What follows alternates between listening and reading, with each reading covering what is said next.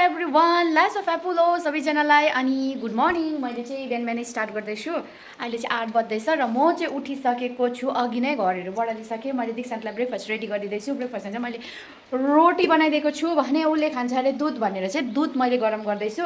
यहाँ हेर्नुहोस् मेरो छोराले के चाहिँ गर्दैछ। क्या ये इधर में आओ न, लाइटिंग दिख रहा है ना। क्या है ये मूछ मूछ मोड़ के देखा ना क्या बोल रहा है मेरा बेटा, सुनाई दिया। कार्टुन हेरेर है मेरो छोराले चाहिँ के गर्छ मुछ अरे। यो चाहिँ मुछ मोड्के भन्छ नि त एउटा कार्टुनमा। के को कार्टुन भन्छ भाइ? मुछ मोड्के भन्छ। तिमी गन्डुलो कावा मुछ त यहाँ आयो त अन्त हातमा आयो त मुछ त। भाइको मुछ त मेरो हातमै आयो। लु छिटो दुध गरम भयो, पक्र त। दुध खाने अरे रोटी खाने अरे भन्छ। डिमान्ड गर्ने पनि भइसक्यो मेरो छोरा चाहिँ है, के खान्छु के खाँदिनँ भनेर। दिनदिनै ठुलो हुँदैछ। अब स्कुल जाने बेला पनि भइसक्यो। त्यही हो, पारिबाट चाहिँ मामा आउनु हुँदो रहेछ दीक्षान। अब भाइलाई खाजा दिइराखेर म चाहिँ आउनु पर्छ।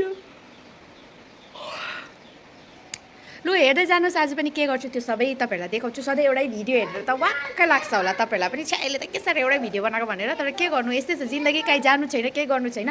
अनि जे गर्छु त्यही तपाईँहरूलाई देखाउँछु। लु छोराको लागि दुध र रोटी पनि रेडी भइसकेको छ। दैलो पनि बन्नै छ, बन्द भने उखेलेको। दीक्षाले चाहिँ यहाँ मामलाई पर्खिरहेको छ, मामा आउनु हुँदैछ भनेर। लु यहीँ बसेर खुवाऊ। यहाँ बस न अन्त माथि। उहाँ पानी रहेछ है फेरि। पानी किच्चे पानी नै भन्दैछु। उहाँ बस। पानी छाताको पानी होला हिजो रातिको। माम चाहिँ आउनु हुँदैछ तलबाट।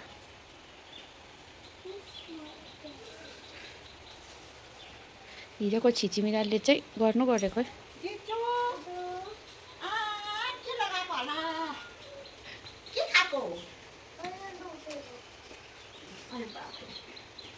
के हो भन न, त्यो भन न के हो त्यो प्लास्टिकको चाहिँ? अन्त त्यतिकै राखेर बुझ्छ मामले? के हो भन। केलाई दिनुको लागि? कुखुरालाई दिनुहोस् भन न।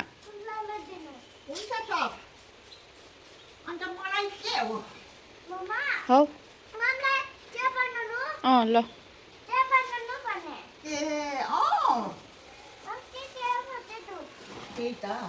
टोप्दै खाऊ है। मेरो प्रवासीले त साह्रै जान्दछ, मलाई त माया गर्छौ। मैले केही ल्याइदिनँ, अब भरै किनिदिनु पर्यो।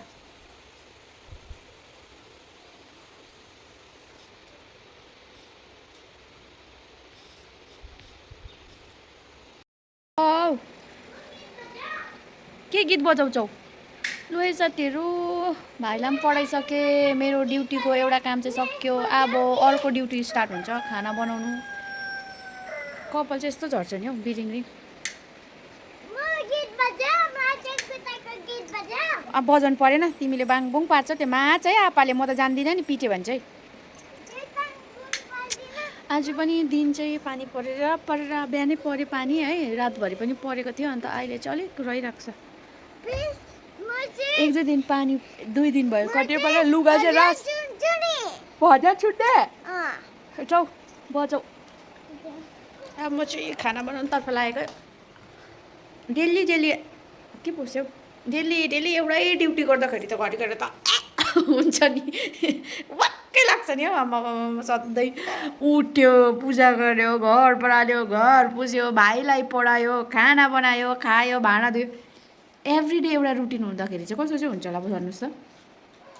कोही बात छैन, तर म यसमै खुसी नै छु, यही कामहरूसित। के भएन? यसको राख्ने ल्याउ न अन्त। लस्तम कि लस्तमै भन्छ ल। यसले चाहिँ नि बुक छ यसको, जहाँ टच गर्यो त्यही बज्छ, गीत पनि बज्छ। लु यहाँ राख न, यस्तो छ यो चाहिँ।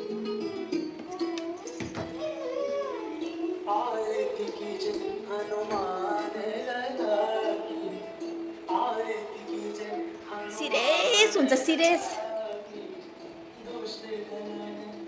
आजको सब्जी चाहिँ यस्तै छ है साथीहरू। मेरो चाहिँ आज चाहिँ आलुको झोल र भात, अचार।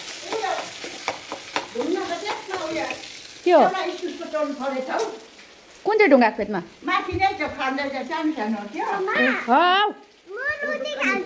रोटी छैन अब भात पाक्यो झोल हाल्छु अन्त भयो म यो एक जोडा मकै रोप्दिउँ भनेको यहाँ सपोर्ट छैन नि हौ छ त्यहाँ एउटा चप्पल ल हाय हाय हाय हाय हाय हाय हाय हाय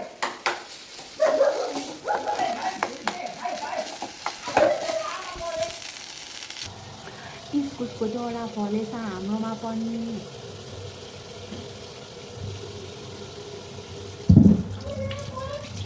यति चाहिँ फल्नु चाहिँ यति नै फलेको छ बेसी फलेन नि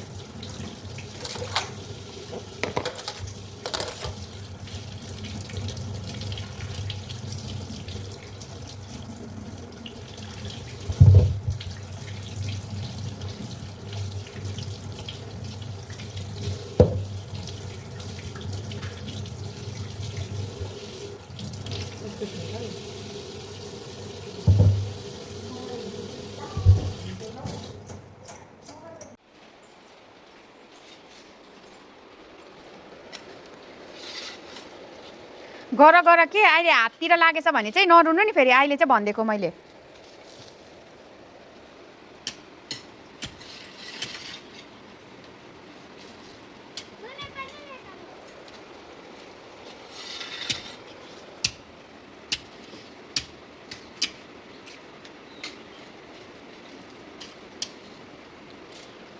देख्छ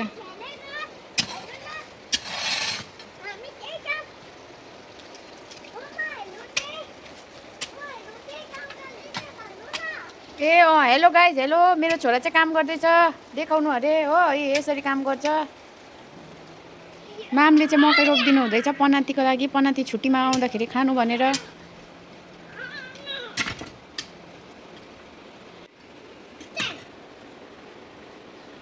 राख राख त्यो राख भयो राख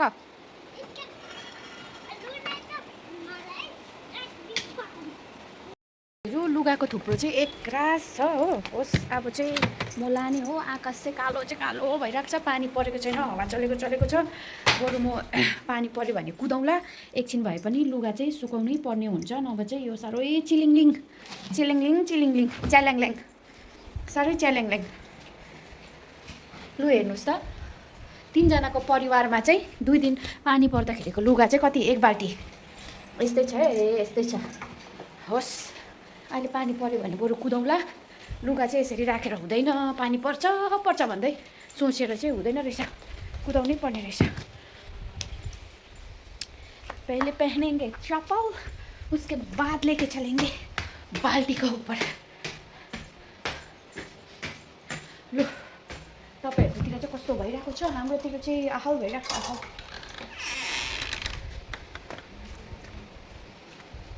सुकाउनै पर्छ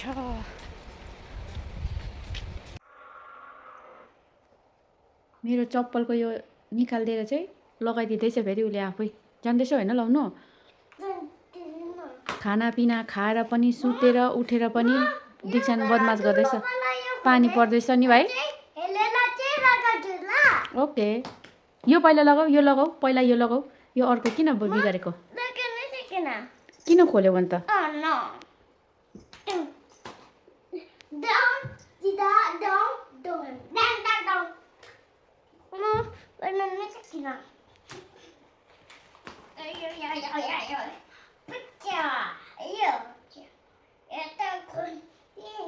नखोल न सबै त अन्त फेरि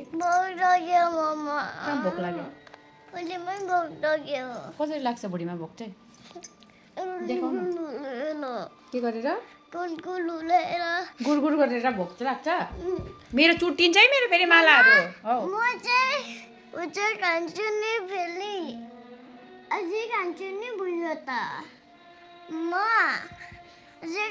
भयो बेसी बुझा खानु हुँदैन चुर्ना पर्छ चुर्ना भनेको बुझ्छौ त्यही चुर्ना पर्छ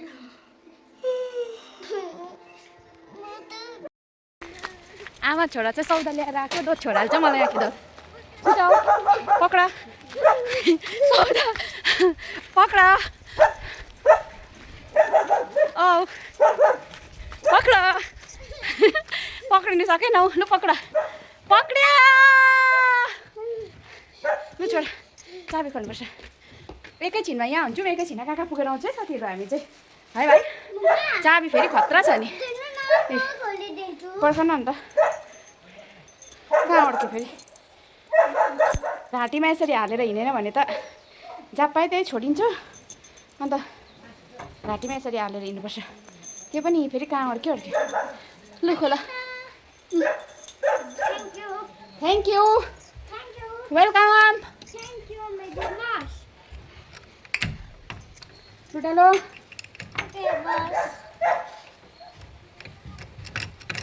वो तो छोटा है ना बड़ा वाला डालो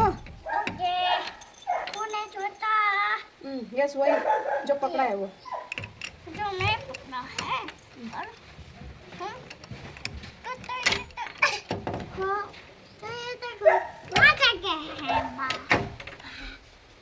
लु छिटो लु छोरा ठुलो भएपछि यति त काम लाग्यो नि दैलो खोल्नु है आफू गर्ने हो साङ गर्ने हो पूजा गर्ने हो लु हातखुट्टा धोएर त्यसपछि चाहिँ बेलुकाको मिलोमिसो गर्नेहरू हो साथीहरू हौ कार्टुन हेर्ने ओके लु बस्छ जाउँ खोलिदिन्छु म पानी पनि पर्दैछ सिम सिम सिम आजको दिनभरि त पानी परेर घरि पानी पर्छ लुगा उठायो घरि घाम लाग्छ फेरि सुकायो यसरी बित्यो है साथीहरू लु बाई बाई गाइज मेरो चाहिँ डिनर पनि रेडी भइसकेको छ र आजको डिनरमा चाहिँ मैले बनाएँ हेर्नुहोस् टेन्टरा मोमोज बनाएँ मैले चाहिँ आज मोमोज बनाएँ मोमो बनाएँ अन्त मेरो स्वामीनाथ चाहिँ अहिलेसम्म आइपुग्नु भएको छैन अब म र दीक्षान चाहिँ मोमो खाने त्यसपछि स्वामीनाथलाई राखिदिने भोलि बिहानमा र आँखे त खानु हुँदैन चिकन त आँखेहरू पनि खानुहुन्छ त्यही हो मेरो अचार चाहिँ अलरेडी रेडी छ है यो चाहिँ मैले खाइसक्छु होला भनेर यहाँ स्वामीनाथको लागि पनि उयो गरेर रेडी गरेर राखिदिएको छु अब हामी चाहिँ खाने लो तपाईँहरू पनि खानुहोस् म चाहिँ खानु बसेको यहाँ दीक्षानको चाहिँ अलिक तातो छ भनेर अलिक छेट तातो छ नि फेरि बिस्तारै खाऊ है सेललाई दिइरहेको छु काटेर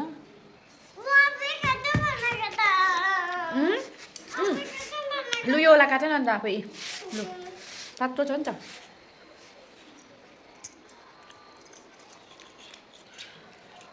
काँटाले थिच न लु काट्यौ लु अब बिस्तारै बिस्तारै खाऊ अहिलेको केटाकेटीहरूलाई केही सिकाउनु पर्दैन केही सिकाउनु पर्दैन है साथीहरू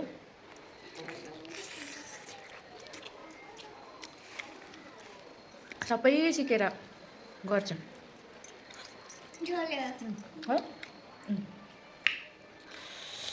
अति टेस्टी भएछ अति टेस्टी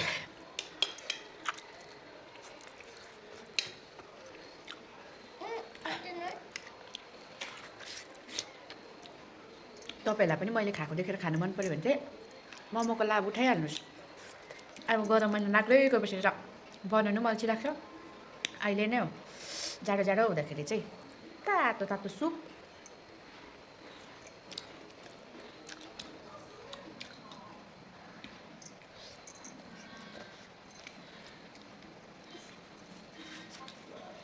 मिठो भएछ